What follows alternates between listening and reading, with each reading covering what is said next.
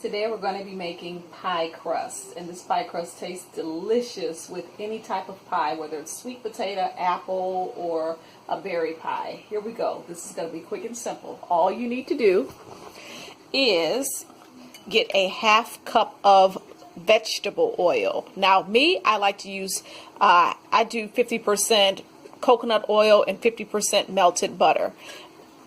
So, but you can do, if you just want to make it simple, you can just do a half cup of vegetable oil. I don't really like to use vegetable oil. And then you're going to add a cup and a half of flour. You're going to add about 2 teaspoons of sugar. You're going to add a dash of salt. I'm going to use a little bit of Malaysian salt. And you're going to add 2 tablespoons of milk.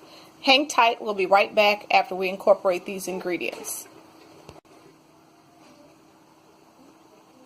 Here is all of the ingredients incorporated. I just added, like I said, the 2 tablespoons of milk along with the dash of salt, about a teaspoon. As you can see, this crust is going to be nice and buttery and delicious.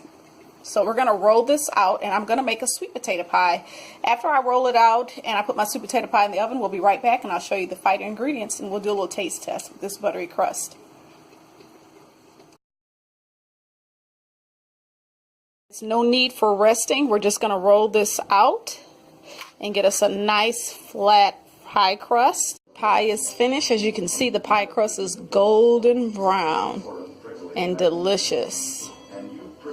Take a look at that. Got the nice layer on top. The crust is nice and flaky. And buttery.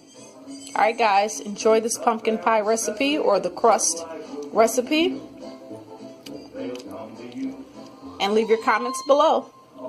Alright, we're about to dig in. Take care.